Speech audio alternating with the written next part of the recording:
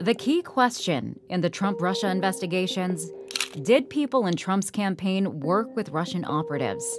Looking at Trump's digital campaign might help give us an answer. We know from our intelligence agencies that Russia interfered in the 2016 election. What leads you to believe that they got help from Americans?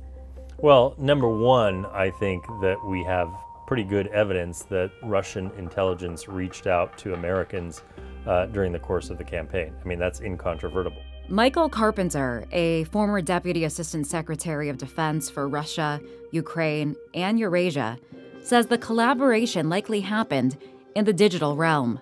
Especially with swing voters in, say, Western Michigan or in Wisconsin. If you want to appeal to a particular demographic, you want to appear convincing to those types of people. I mean, a lot of Americans didn't think that Wisconsin or Michigan were in play, and yet we saw a lot of Russian disinformation targeted those states. So clearly they either had a very sophisticated understanding of our electoral system and what was happening in real time, or they were relying on folks here. The Trump campaign's digital strategy was overseen by his son-in-law, Jared Kushner, now a senior advisor to the president. McClatchy reports investigators are looking at whether Trump's digital team collaborated with Russian operatives to target swing voters.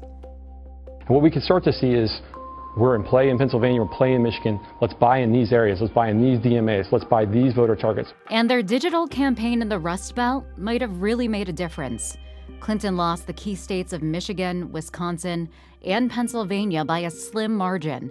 In Michigan, she needed only about 5,000 votes to take the state. And while the Trump team did their work, Russia-linked digital outlets also spread damaging and often false information.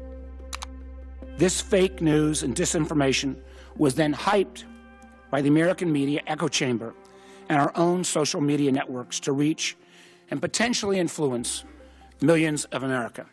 Disinformation often first appeared on fringe or propaganda websites. At critical points in the election, automated accounts called bots and trolls, human disruptors, flooded social media with false, misleading, Kremlin-friendly messaging. Far-right and far-left websites would then pick up on the trending chatter and amplify it. The notion that they would have a sophisticated understanding of the geopolitics and the internal political landscape in each of these countries is, to me, hard to believe. I mean, you rely on insiders to be able to help you to target, as I said, the disinformation. Trump's campaign denies working with Russia. Brad Parscale, its social media advisor, says he's unaware of any Russian involvement in the digital and data operations.